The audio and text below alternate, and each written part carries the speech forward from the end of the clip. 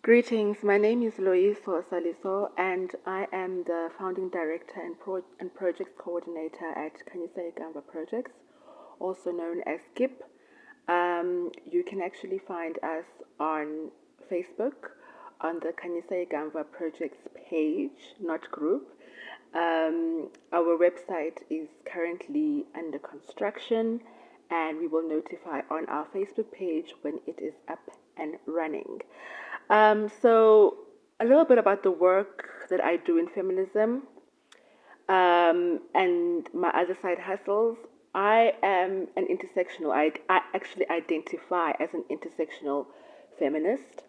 I have been doing work around feminism for quite some time right now, and am actually the key initiator of the hashtag, the Total Shutdown March that took place on the 1st of August in 2018. And also, I've really done most of my work around sexuality and gender based violence and femicide. I do my work mostly around sexual reproductive health rights, HIV prevention, and I advocate for social justice where working class and poor social ills are concerned. So that is why I actually identify as an intersectional feminist, because I believe that our struggles intersect one way or the other.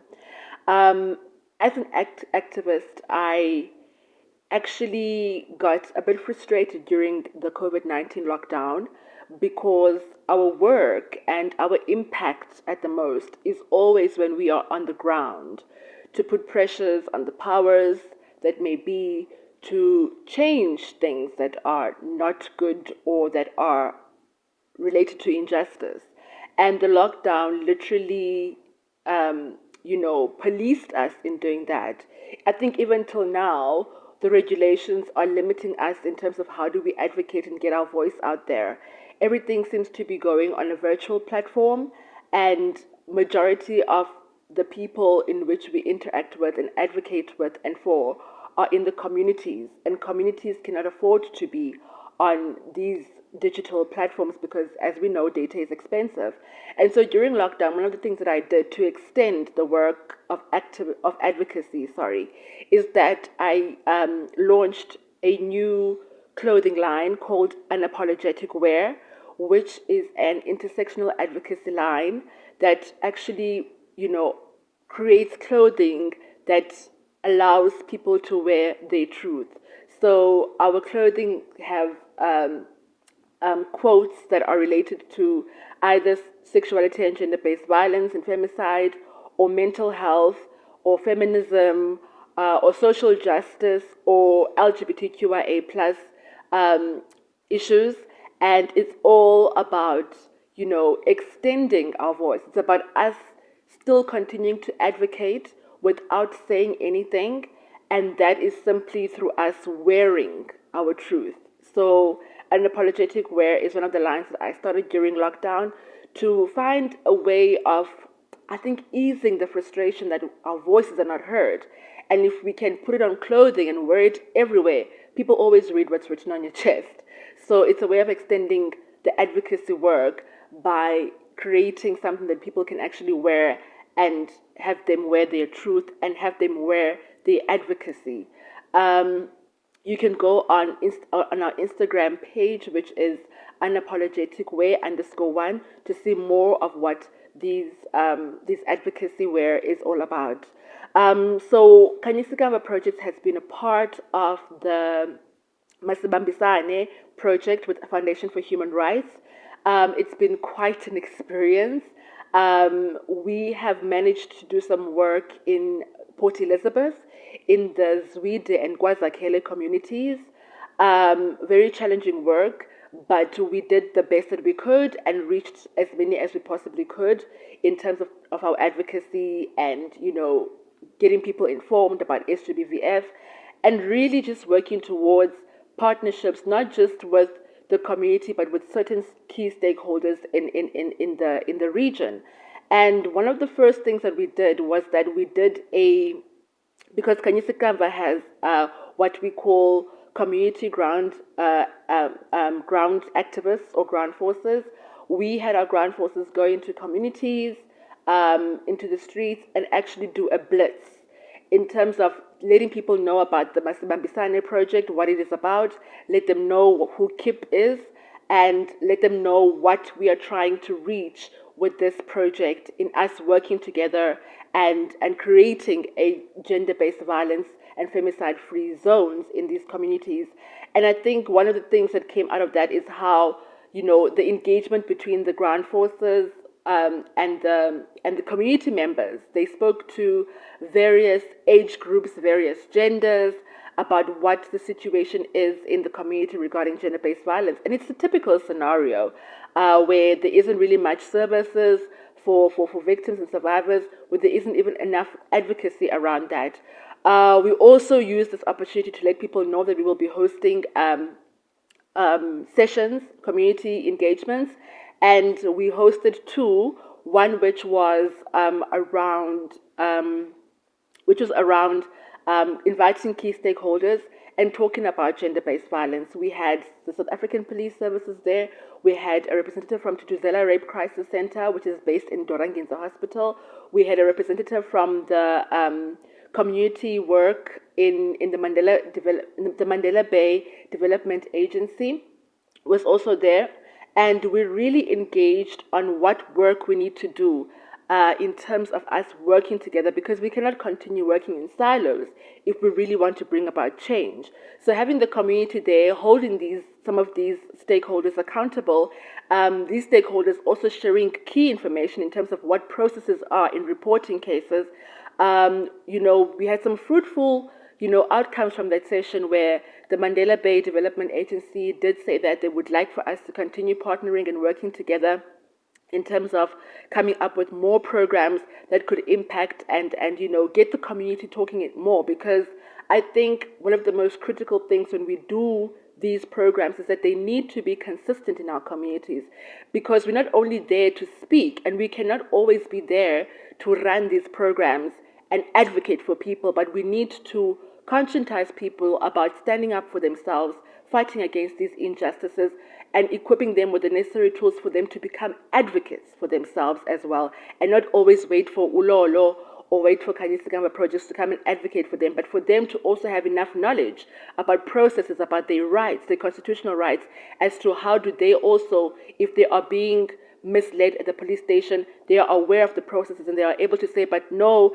Sergeant, whoever, this is not how it's supposed to happen, this is how it's supposed to happen. And communities becoming their own advocates for their rights and against social injustices. So this was a very fruitful engagement in that sense. We had a mental health awareness campaign as well, with the representative from the social workers in DSD. And honestly, that was a session that was very emotional and really required, I think, more social workers or psychosocial support. And it really cracked open the need, and the urgent need rather, of us having mental health services in our communities, because one, accessing these services for people in the townships and villages, for example, is near impossible due to they are not within their vicinities, the traveling costs to where they are, most of them are located, but also because of how expensive it is to get mental health support, seeing a psychologist or a social worker, and even the ones that are government run ones. It's a process for people to get psychosocial support. I mean, we had somebody share that they did go and ask for assistance, but it's been months on end where they haven't gotten the support. And, here is somebody with an urgent need to deal with their depression, to deal with their suicidal thoughts, but the services of social workers with our government services is not taking it with the urgency that it needs.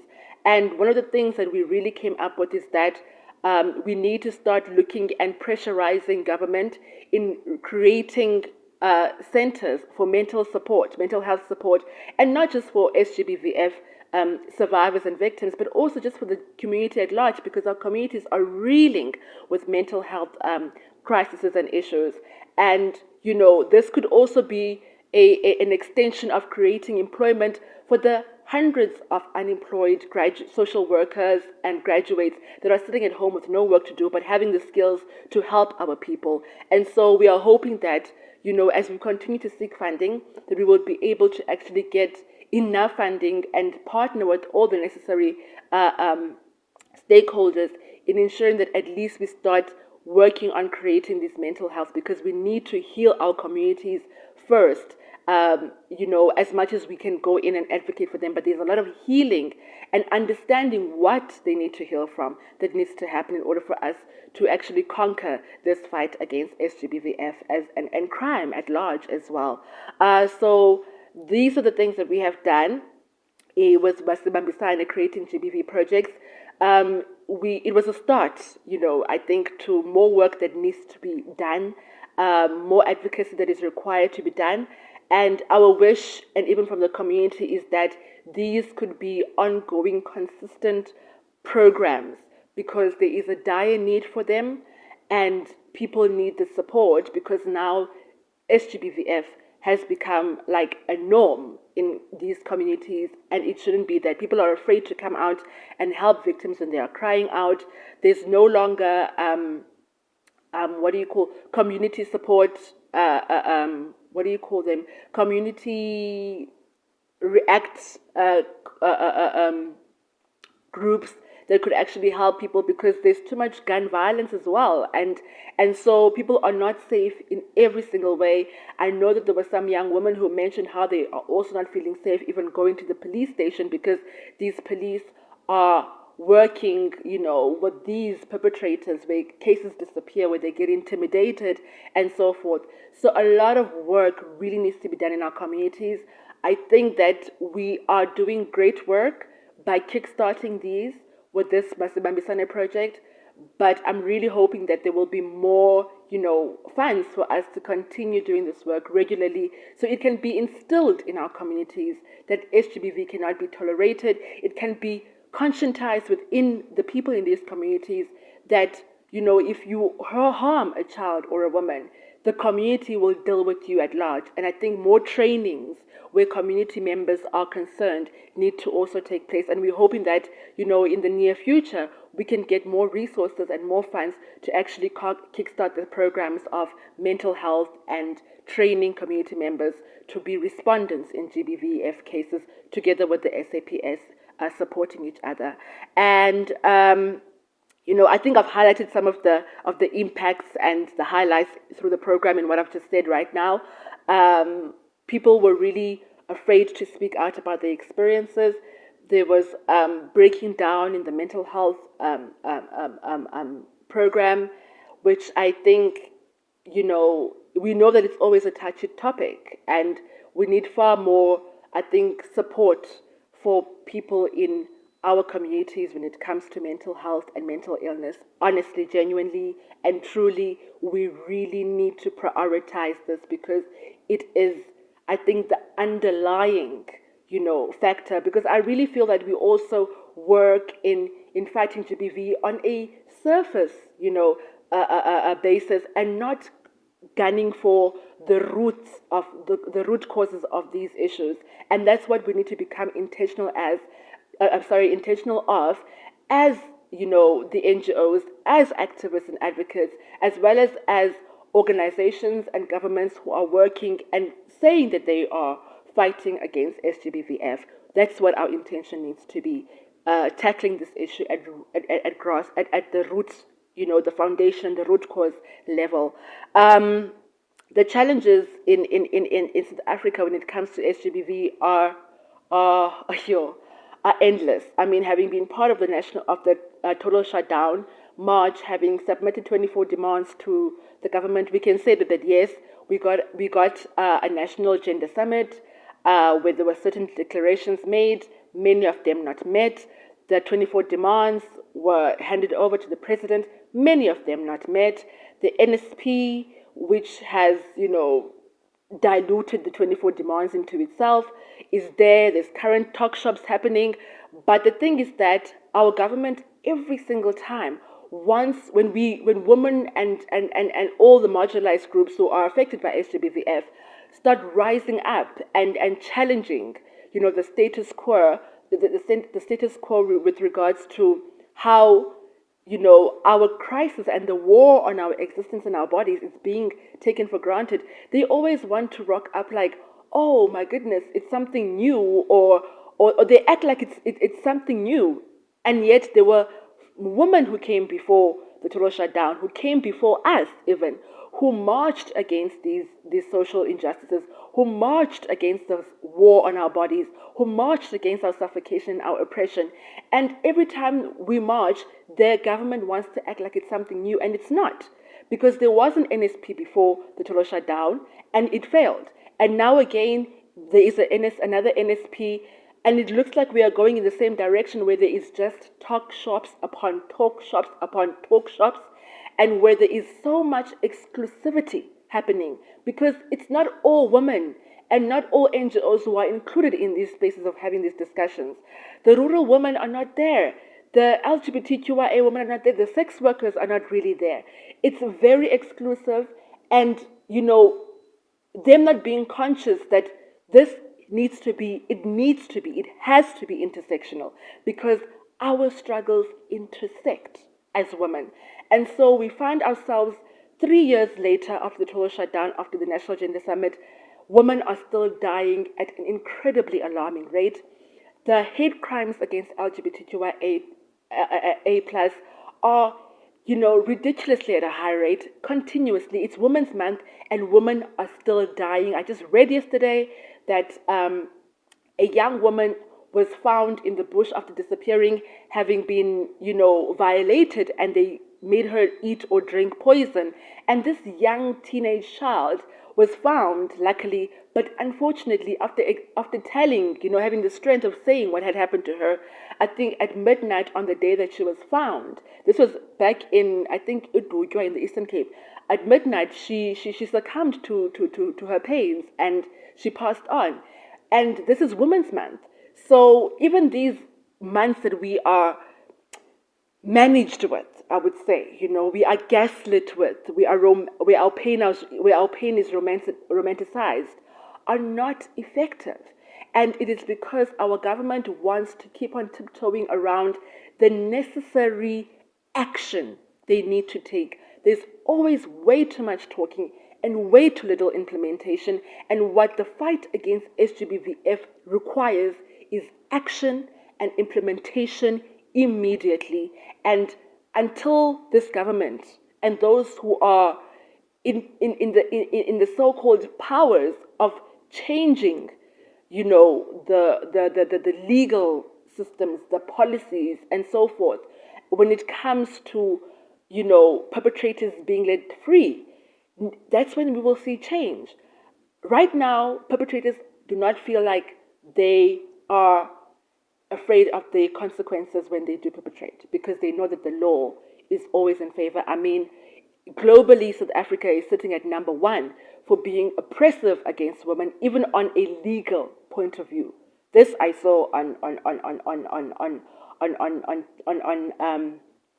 Google, where we are rated after Russia and Mexico, and so we are at number 1 for being the most oppressive country to women, even through the legal system.